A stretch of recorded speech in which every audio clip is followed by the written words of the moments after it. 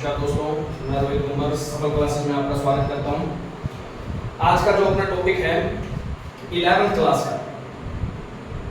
11th class में कल अपनों ने बात कर ली थी 1.1 पे।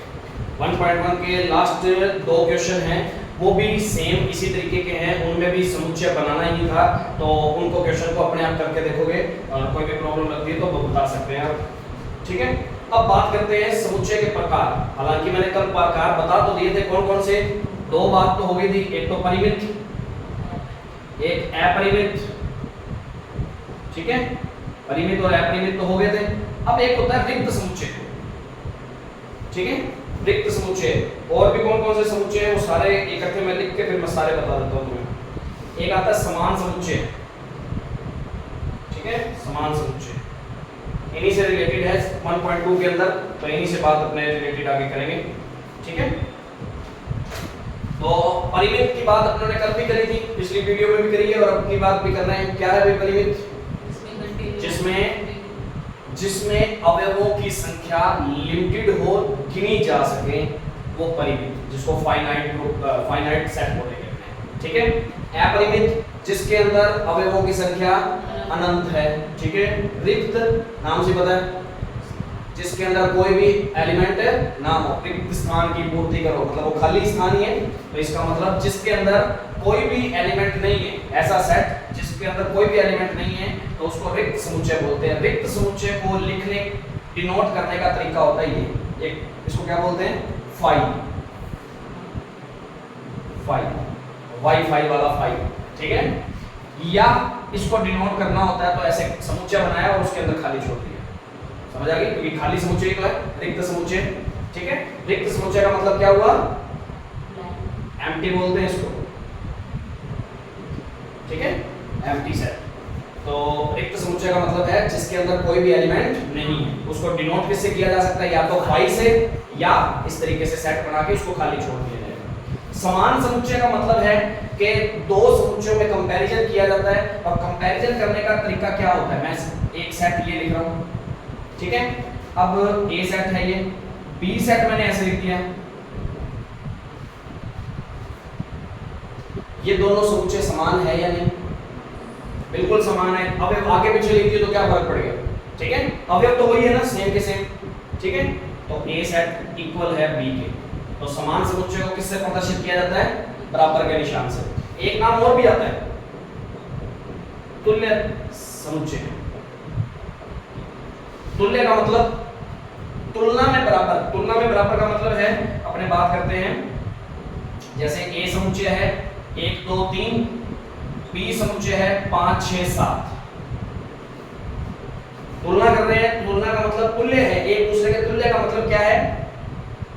अवयवों की संख्या समान होना। अवयवों की संख्या समान है। देखो 3 इसमें थे, 3 अवयव इसमें सेम नहीं है। सेम हो जाते तो वो क्या हो जाता है? तुल्य हो जाता है। और वैसे चलो इस चीज को ना भी रखो तो भी कोई प्रॉब्लम नहीं है। ठीक है ना, ये तुल्य होता है एक दूसरे के। तो ये वैसे अपने सिलेबस में नहीं, नाम नहीं आता इसका ज्यादा, तो ये चीज के बारे में पता लगा सकते हो। इन चीजों से रिलेटेड कोई प्रॉब्लम तो नहीं है। डेफिनेशन लिखनी चाहो तो लिख सकते हो, रिक्त समुच्चय की लिख लो, क्योंकि परिमित और अपरिमित की तो अपने कल बात कर ही ली थी। रिक्त समुच्चय, हाँ जी, रिक्त समुच्चय में क्या लिखोगे? ऐसा समुच्चय जिसमें अवयवों की संख्या शून्य हो, या 0 हो, या खाली हो। ऐसा समुच्चय जिसमें अवयवों की संख्या शून्य हो, मतलब एक भी अवयव ना हो उसमें, तो रिक्त समुच्चय कहलाता है। इसको फाई या इससे प्रदर्शित करते हैं, ये निशान लगा लेना, दोनों लिख लेना, या तो इससे प्रदर्शित करेंगे या इससे प्रदर्शित करेंगे। कहीं पे भी फाई लिखा आ गया ना तो समझ लेना वो कौन सा समुच्चय अपने आप ही रिक्त समुच्चय है, ध्यान रखना। ठीक है, नेक्स्ट लिखो समान समुच्चय। समान समुच्चय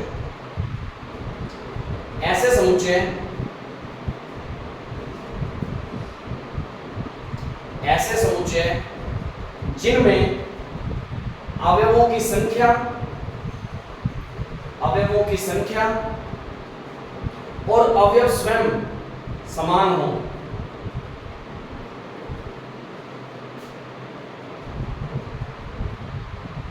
समान समुच्चय कहलाते हैं।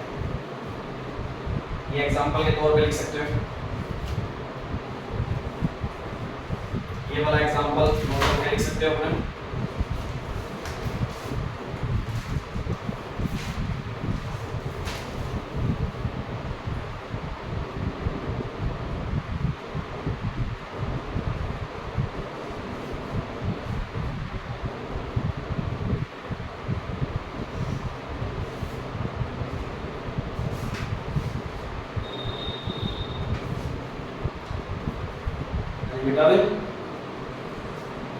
देखो अब इसके बाद आते हैं अपने 1.2।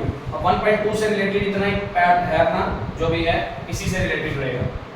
तो सबसे पहले अपने 1.2 का फर्स्ट क्वेश्चन के बारे में बात करता हूं मैं। निम्नलिखित में से कौन से रिक्त समुच्चय के उदाहरण है और कौन से नहीं है, ये बताने हैं अपने को।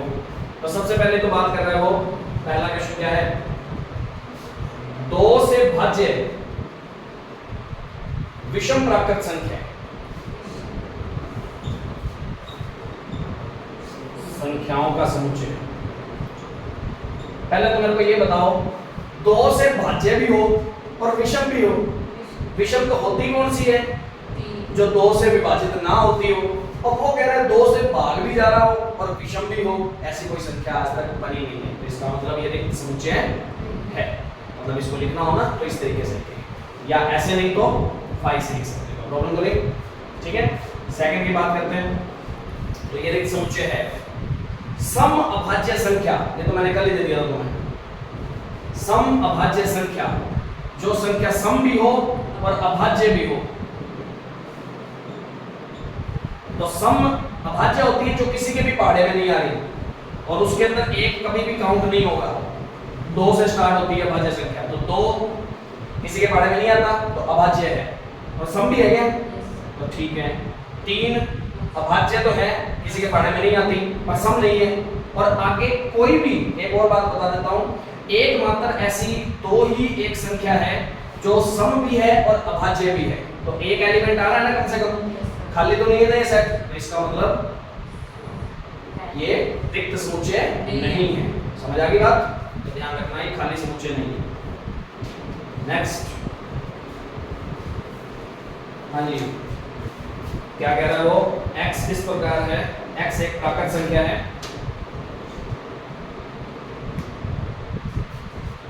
और x 5 है और साथ ही साथ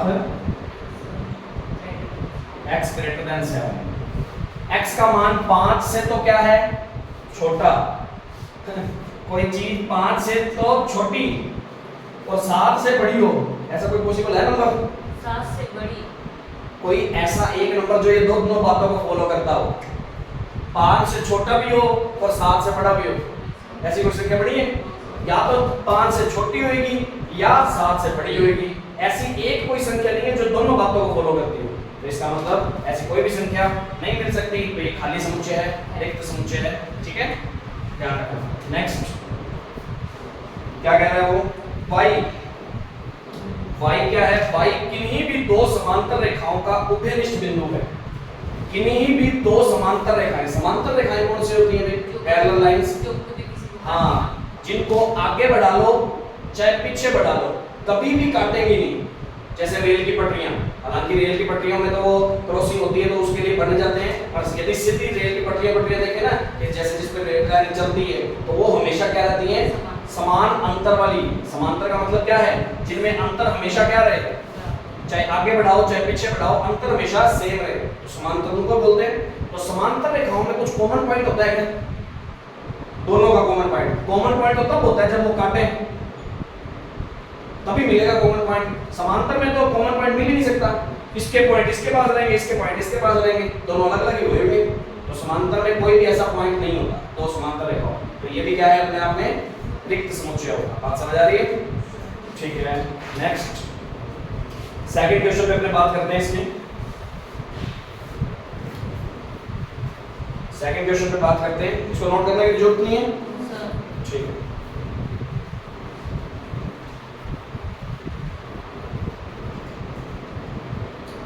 इलेवेंथ क्लास में टॉपिक टफ नहीं है, इजी टॉपिक है, सारे के सारे टॉपिक इजी है। 12th क्लास में थोड़े से क्वेश्चन क्या आएंगे, लेंथ आना स्टार्ट होंगे। 11th में तो क्वेश्चन भी सारे लगभग क्या हैं, छोटे छोटे क्वेश्चन हैं, कुछ एक दो जैसे होते हैं वो तो होते ही हैं लास्ट में, पर मोस्टली ज्यादातर क्वेश्चन छोटे छोटे से ही होंगे हर चैप्टर के।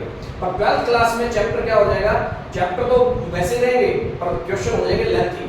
क्वेश्चन लेंथी होते ही उसमें सारा का सारा यूज ना 11th क्लास से रिलेटेड चीजों से आता है, तो वो 11th क्लास की इसलिए क्लियर होनी बहुत जरूरी है। मैं बारी बारी यही बात बता रहा हूँ स्टार्टिंग से और एंडिंग तक यही बात कहूंगा। अपना सेकंड क्वेश्चन की बात कर लेते हैं। निम्नलिखित समुच्चयों में से कौन परिमित और कौन अपरिमित? परिमित और अपरिमित के बारे में बात करनी है। वर्ष के महीनों का समुच्चय, वर्ष के कितने महीने होते हैं? 12। सभी को लिखा जा सकता है, गिना जा सकता है, समुच्चय में लिखा जा सकता है ना। और ये परिमित है या अपरिमित?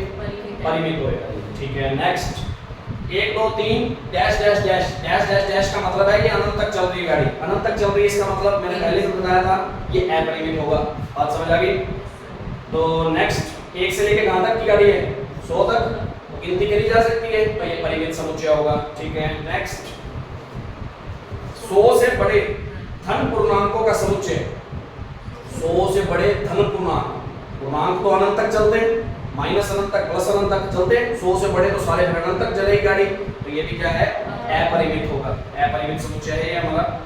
99 से छोटे अभाज्य पूर्णांक का समुच्चय, 99 से छोटे अभाज्य अभाज्य वाले लेने, अभाज्य, ठीक है, जो किसी के बारे में ना आते हो वो समुच्चय लेने होंगे पूर्णांकों का, ठीक है। अब जल्दबाजी नहीं करनी, पूर्णांक चलते हैं माइनस तक, माइनस इनफाइनाइट तक, तो 99 से छोटे पूर्णांक की बात हो रही है, तो ये तो माइनस इनफाइनाइट तक तो निकलते ही रहेंगे, तो ये भी अपने आप में कौन है? अपरिमित समुच्चय है, ये ध्यान रखना, तो प्रॉब्लम तो नहीं, ये चीज ध्यान रखनी है। अब सेकंड क्वेश्चन में किसी को कोई प्रॉब्लम नहीं होनी चाहिए। थर्ड में आ जाओ। निम्नलिखित समुच्चयों में से प्रत्येक के लिए बताइए कि कौन परिमित है और कौन अपरिमित। तो परिमित और अपरिमित बताना है इसमें। हाँ जी, x अक्ष के समांतर रेखाओं का समुच्चय है, ये हमारी x अक्ष, ठीक है। इसके समांतर कितनी लाइनें खींच सकते हो? कितनी? अनंत, तो इसका मतलब अपरिमित समुच्चय है ये।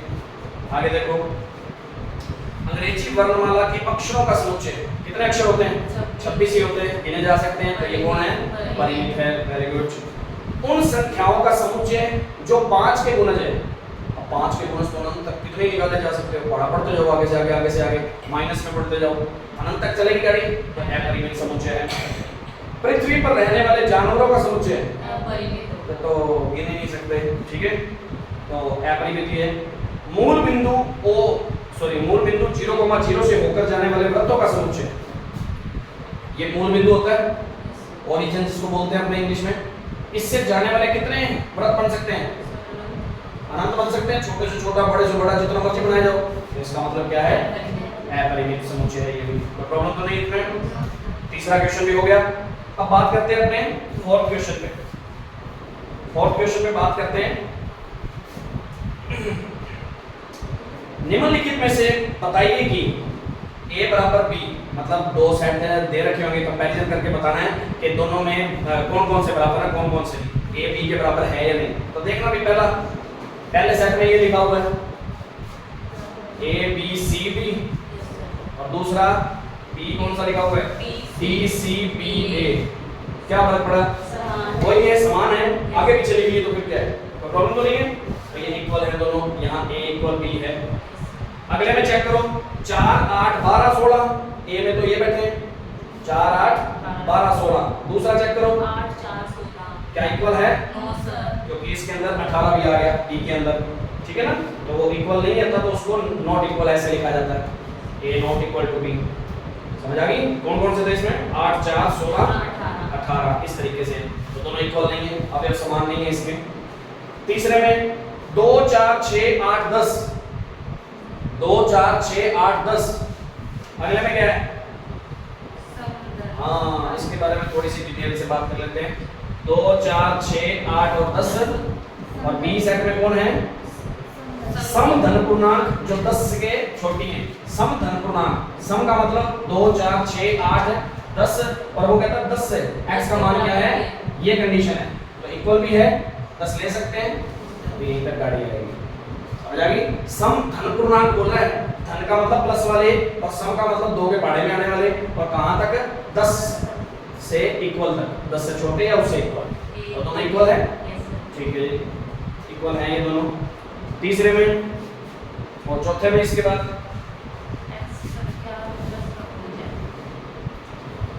x संख्या 10 का एक गुणज, गुणज का मतलब होता है उसी के पहाड़े की संख्या, 10 20 30 40 50 इस तरीके की, ठीक है। और दूसरा b कौन है, 10 15 20 25 30, नहीं क्योंकि इसमें 5 वाली संख्या आ रही है, और 10 के पहाड़े में तो 5 वाली संख्या आती नहीं कोई, पीछे 5 लगाओ, जैसे 15 और 25 तो आते ही नहीं कभी, तो ये दोनों इक्वल नहीं है, तो प्रॉब्लम तो नहीं। नेक्स्ट अपने बात करते हैं फिफ्थ क्वेश्चन की, ये हो जाएंगे सभी के, ठीक। बात करते हैं अपने आगे फिफ्थ क्वेश्चन, क्या निम्नलिखित समुच्चय युग्म समान है, इक्वल बताने, इक्वल है कि नहीं है, हाँ जी, a दे रखा है 2,3 और b दे रखा है x square plus 5x plus 6 बराबर 0 का एक हल है। इसका मतलब यहाँ पे x इस तरीके से लिख लेना, ठीक है। तो x कौन है, इस समीकरण से जो आंसर निकलेगा, समीकरण को सॉल्व करना जानते हो, इस समीकरण को सॉल्व कर लो, x square plus 5x plus 6 टुकड़े कर लेते हैं, गुणा करने पर 6 आए, आता है काम तो, ठीक है। कितने कितने बनेंगे, 2x प्लस 3x टुकड़े में बनेंगे, ठीक है। तो x प्लस 2, यहाँ क्या कॉमन आ रहा है, x plus 2, x plus 2 x plus 3 equal में 0, x इज इक्वल टू -2 और -2, आंसर में क्या बनेगा, b के आंसर में -2 और -3, क्या दोनों इक्वल है, नहीं है, हाँ बस तो नीचे लिख लेना a not equal to b, नीचे लिख देना इसको, करके दिखा दोगे, नोट करना इसको, हो जाएगा ये। नेक्स्ट देखो फिर, फॉलो का एक अक्षर है, फॉलो में कौन कौन सा बनेगा, FOLO, चार ही आएंगे क्योंकि रिपीट वाले तो बारी बारी लिखने नहीं होते सेट के अंदर, ठीक है। ए सेट तो बन गया हमारा कौन सा, FOLW, क्योंकि सेट के अंदर कोई भी चीज रिपीट में नहीं आती होती। नेक्स्ट वोल्फ, वोल्फ के अक्षर कौन कौन से होंगे, WOLF, क्या सेम ही है क्या, कोई प्रॉब्लम नहीं है, तो A और B इक्वल है, कर सकते हैं इसको, हाँ जी। नीचे दिए हुए समुच्चयों में से समान समुच्चयों का चयन कीजिए, छठा क्वेश्चन जो अपना है, A किसके इक्वल है भाई, है किसी के इक्वल है, नहीं है, क्योंकि ऐसा कोई और समुच्चय दिख ही नहीं रहा जिसके अंदर कोई सेम अवयव हो, तो A के इक्वल में कोई नहीं है। B के, हाँ B और D दोनों सेम सेम है, दिख रहे हैं, एलिमेंट्स उल्ट पुल्ट किए हुए, तो B किसके इक्वल है, D के। C नहीं है, इसके जैसा भी कोई नहीं है, तो पढ़ा रहने दो। E, G के, E और G सेम ही है ना, ठीक है। F किसी के नहीं है, H किसी के नहीं है, तो ये अपनी 1.2 कंप्लीट होती है। इसके एग्जांपल अच्छे तरीके से करोगे और पीछे भी जो कर लिए हैं उन पे भी एग्जांपल करके देखोगे। और वीडियो अच्छी लगी हो तो ज़्यादा से ज़्यादा लाइक और शेयर जरूर करें, चैनल को ज़्यादा से ज़्यादा सब्सक्राइब करें, और कोई भी प्रॉब्लम लगती है तो कमेंट बॉक्स में बता सकते हैं। Thank you.